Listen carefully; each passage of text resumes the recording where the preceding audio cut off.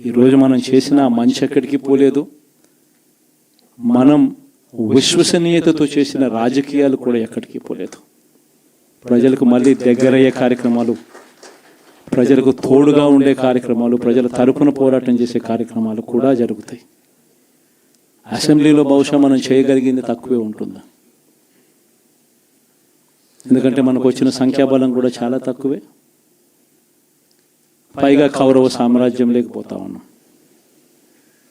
ఏకంగా స్పీకర్ పదవికి తీసుకోబోయే వ్యక్తి ఎంత సిగ్గు లేకుండా సోషల్ మీడియాలో వైరల్ అవుతా ఉంది. వాళ్ళు మాట్లాడుతూ ఉన్న మాటలు. ఒకడంటాడు జగన్ ఓడిపోయాడు, ఇంకా చనిపోలేదు అని ఒకడు అంటాడు.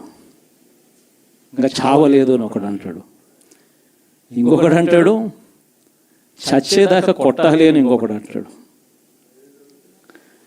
నిజంగా ఇలాంటి కౌరవ సామ్రాజ్యంలోకి మనం పోతా ఉన్నాం. ఆ వ్యక్తి ఇప్పుడు స్పీకర్ కాబోతున్నాడట. ఇలాంటి పరిస్థితుల మధ్య ఆ కౌరవ సామ్రాజ్యంలో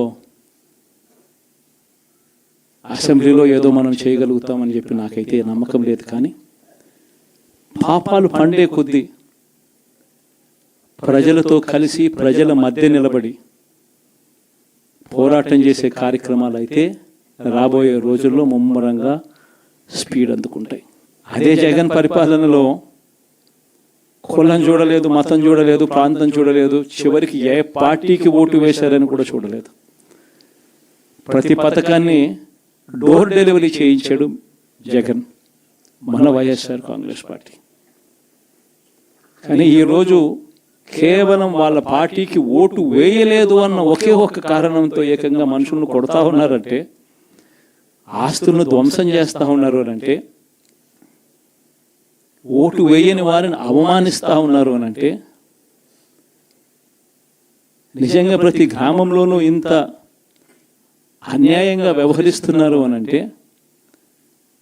శిశుపాలని పాపాలు పండడం చాలా వేగంగా పడతా ఉన్నాయి. పాపాలు పడ్డే కార్యక్రమాలు సరికి రైతన్నలకు పెట్టుబడి సహాయంగా రైతు భరోసా ఇచ్చే కార్యక్రమం,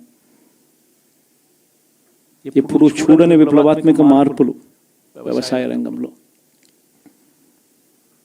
ఏమయ్యాయి. వారి ప్రేమలు, వారి ఆప్యాయతలు అంటే అది తెలియదు. ఏకంగా 1,05,00,000 మంది అక్క చెల్లెమ్మలకు సున్నా వడ్డీ క్రమం తప్పకుండా ప్రతి సంవత్సరం వారికి అండగా నిలబడుతూ చేశాం. ఏకంగా 79 లక్షల మంది అక్క చెల్లెమ్మలకు పూర్తిగా అప్పులతో కుదేలైపోయిన పరిస్థితుల్లో అండగా నిలబడుతూ ఆసరా అనే కార్యక్రమంతో అండగా తోడుగా నిలబడ్డాం.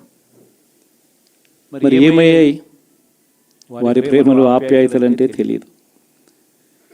27 లక్షల అక్క చెల్లెమ్మలకు చేయూత క్రమం తప్పకుండా ఇచ్చాం. ప్రతి సంవత్సరం 30 లక్షల మంది పిల్లలకు మంచి జరిగిస్తూ ఆ తల్లులకే విద్యా దీవెన, వసతి దీవెన. ఏకంగా 31 లక్షల అక్క చెల్లెమ్మలకు ఇళ్ల పట్టాలు. ఏమయ్యాయి వారి ప్రేమలు, ఆప్యాయతలు అంటే తెలియదు. 22 లక్షల ఇళ్ళు గతంలో ఎప్పుడు చూడని విధంగా 3,60,000 మంది నా అక్క చెల్లెమ్మలకు కాపు నేస్తం, 4,96,000 మందికి ఈబీసీ నేస్తం నా అక్క చెల్లెమ్మలకు, 82,000 మందికి నేతన్న నేస్తం, 2,76,000 మందికి వాహన మిత్ర, 16 లక్షల మందికి తోడు అనే కార్యక్రమంతో ఆదుకోవడం, 3,38,000 మందికి చేదోడు, 1,10,000 మందికి పైగా మత్స్యకార భరోసా. ఎక్కడ ఎవరికి కూడా క్రమం తప్పకుండా కోవిడ్ సమస్యలున్న సాకులు చూపలేదు. మంచి చేశాం. ఎప్పుడు చూడని విధంగా, ఎప్పుడు జరగని విధంగా పేదవాడు అనే వాడిని పేదరికం నుంచి బయటికి పర్మనెంట్గా తీసుకొచ్చే దానికోసం అడుగులు పడ్డాయి. అది జరగాలి అని అంటే క్వాలిటీ చదువుల వల్లే జరుగుతాయి అని చెప్పి మొత్తం విద్యారంగాన్ని మార్చాం. 3వ తరగతి పిల్లాడికి టోఫుల్ క్లాసులు, టోఫుల్ పీరియడ్, ఇంగ్లీష్ మీడియం బడులు, 6వ తరగతి నుంచే IFPలు, 8వ తరగతి పిల్లల చేతుల్లో ట్యాబులు. ఇప్పుడు చూడలేదు ఇవన్నీ, ఇప్పుడు జరగల. వైద్య రంగంలోనూ కూడా అలాంటి మార్పులే.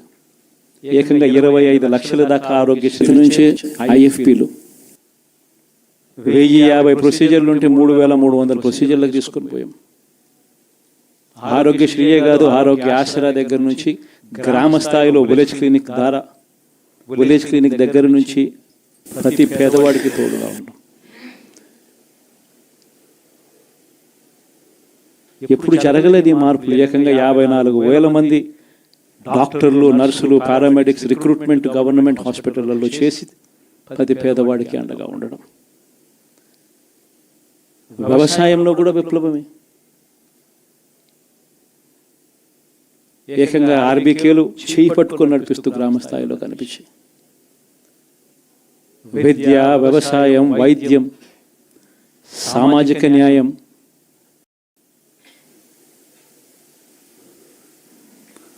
సుపరిపాలనలో ఎక్కడా కూడా తగ్గలేదు. మొట్టమొదటిసారిగా గ్రామ స్థాయిలో గ్రామ స్వరాజ్యానికి అర్థం చెప్పాం. లంచాలు, వివక్ష లేని పాలన ఇవ్వగలుగుతారా అని అంటే ఎప్పటికీ క్వశ్చన్ మార్క్గా ఉన్న పరిస్థితుల్లో లేదు, కాదు, లంచాలు, వివక్ష లేని పాలన సాధ్యమే అని చెప్పి మొట్టమొదటిసారిగా చూపించింది ఈ 5 సంవత్సరాల పాలనలోనే. ప్రతి పథకము డోర్ డెలివరీ చేసాం. ఇంటి వద్దకే పాలన అన్నదానికి అర్థం తీసుకొచ్చాం. మహిళా సాధికారతకు ఈ మాదిరిగా చేయగలుగుతాము అని చెప్పి అర్థం చూపించాం.